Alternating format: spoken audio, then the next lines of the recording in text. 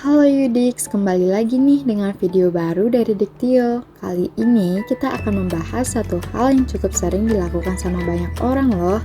Penasaran kan? Yuk sebelum kita bahas, jangan lupa untuk like dan subscribe ya.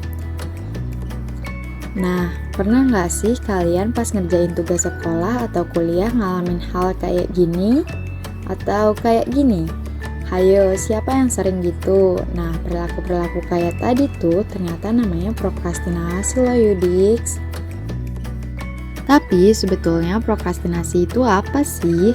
Prokrastinasi berasal dari bahasa Latin, yaitu pro yang berarti maju, ke depan, lebih menyukai, dan krastinus yang berarti besok. Dari asal katanya, prokrastinasi adalah lebih suka melakukan tugas besok hari dibanding menyelesaikannya hari ini. Nah, gampangnya, prokrastinasi akademik itu adalah suatu perilaku untuk menunda-nunda mengerjakan ataupun menyelesaikan tugas-tugas akademik. Dan orang-orang yang melakukan prokrastinasi itu dinamakan prokrastinator. Nah, tapi sebetulnya perilaku yang seperti apa sih yang bisa dikatakan sebagai prokrastinasi? Jadi, prokrastinasi itu merupakan perilaku spesifik yang meliputi suatu perilaku yang melibatkan unsur penundaan, baik saat memulai maupun menyelesaikan suatu tugas, menghasilkan akibat-akibat yang lebih jauh seperti keterlambatan menyelesaikan tugas atau kegagalan dalam mengerjakan tugas. Melibatkan suatu tugas yang dianggap oleh prokrastinator sebagai suatu tugas yang penting untuk dikerjakan dan menghasilkan keadaan emosional yang tidak menyenangkan, misalnya perasaan cemas, panik, bersalah, marah, dan sebagainya. Nah, kalau tadi kita udah bahas ciri-ciri dari perilakunya, perilaku prokrastinasi, sekarang kita bakal bahas tentang ciri-ciri dari pelakunya, yaitu prokrastinator. Nah, ciri-ciri prokrastinator yang pertama, melakukan penundaan dalam memulai maupun menyelesaikan tugas yang dihadapi. Terlambat dalam mengerjakan tugas, adanya kesenjangan waktu yang telah direncanakan dan kinerja aktual,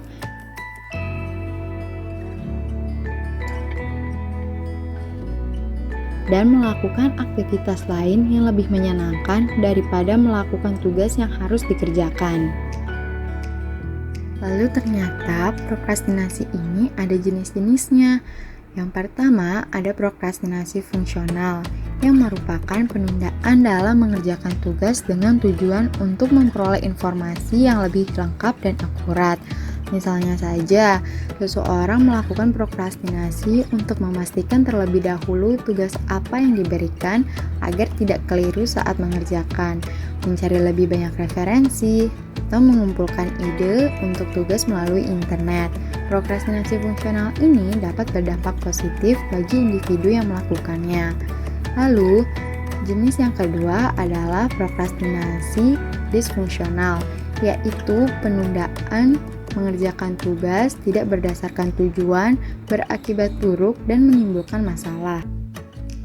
Dari prokrastinasi disfungsional terbagi lagi jadi dua jenis. Yang pertama ada decisional procrastination, yaitu suatu penundaan dalam mengambil keputusan sebagai salah satu cara atau coping untuk menghindari kemungkinan stres dan dilakukan untuk menyesuaikan diri dalam pembuatan keputusan yang dianggap penuh stres.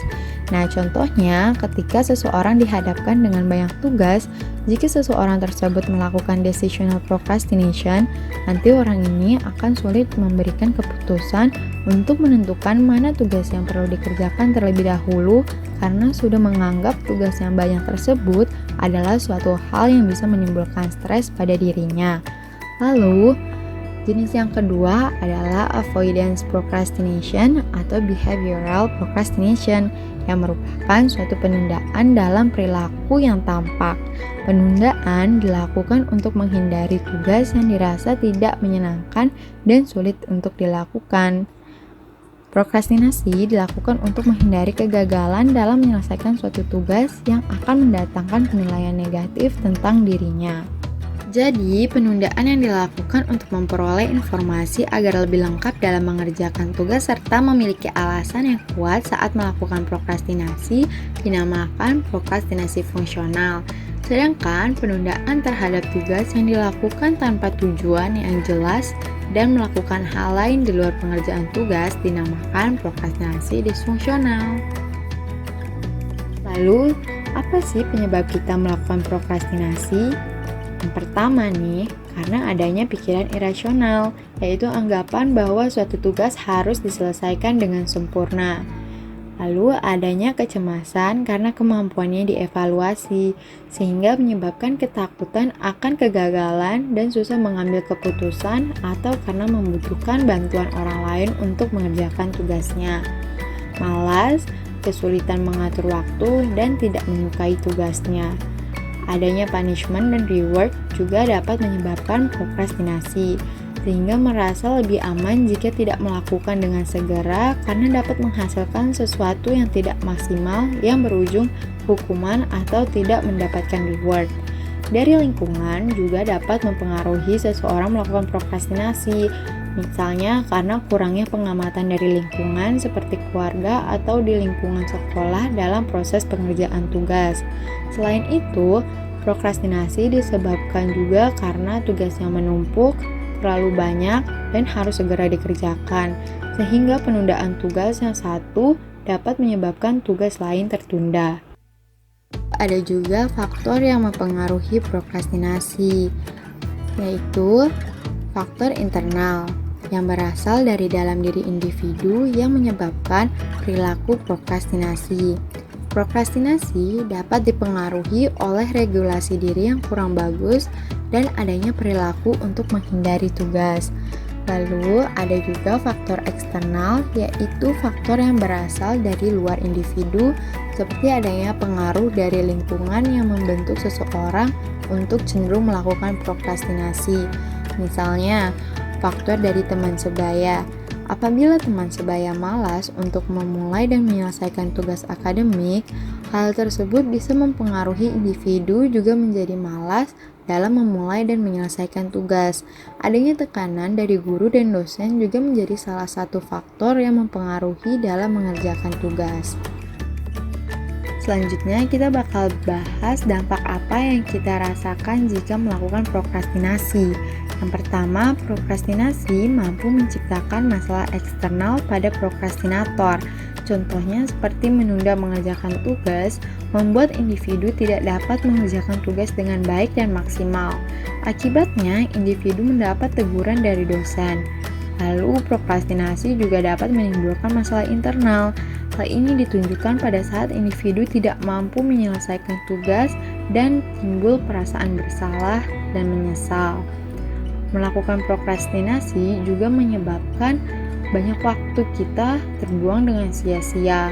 Tugas-tugas menjadi terbengkalai, bahkan bila diselesaikan hasilnya menjadi tidak maksimal. Prokrastinasi juga bisa mengakibatkan seseorang kehilangan kesempatan dan peluang yang datang. Nah, itu dia tadi hal-hal yang bisa terjadi kalau kita melakukan prokrastinasi. Karena itu, perlu diketahui nih tips-tips dalam menghadapi prokrastinasi. Yang pertama, telaah sikap diri dengan memahami persoalan itu sendiri. Artinya, analisis atas situasi dan kondisi mengapa tugas tidak dapat diselesaikan dengan baik. Yang kedua, penyelarasan diri dengan tugas. Sesuaikan kemampuan dengan waktu yang diperlukan dalam menyelesaikan tugas. Tugas yang sulit dan butuh waktu lama hendaknya dibagi menjadi beberapa bagian pendek, sehingga setiap bagian bisa dikerjakan atau diselesaikan setiap hari atau setiap minggu. Yang ketiga, hindari perasaan terbeban. Perasaan ini harus dihindarkan dengan cara memecah tugas menjadi bagian yang lebih kecil pada tugas besar sehingga lebih terencana. Selanjutnya, setelah dibagi, pusatkan perhatian hanya pada satu bagian saja, yakni satu bagian yang sedang dikerjakan. Dengan cara ini dapat mengurangi perasaan terbeban saat mengerjakan tugas. Yang keempat, hindarkan diri dari perfeksionisme, karena akan memunculkan ketidakberdayaan dan menjadikan individu merasa tidak memiliki keahlian. Yang kelima, hal-hal penting harus diperhatikan. Prokrastinator perlu memperhatikan hal-hal penting agar ia dapat segera mulai mengerjakan tugas, serta menjaga agar tetap mengerjakan tugas tersebut sehingga selesai pada waktu yang ditetapkan. Yang keenam, monitoring perilaku. Individu hendaknya memantau kegiatan dirinya sendiri sehari-hari, mencatat kemajuan tugas yang telah dilakukan, dan hal ini bisa memunculkan rasa puas yang muncul pada diri sendiri karena telah menyelesaikan tugas yang sudah diselesaikan.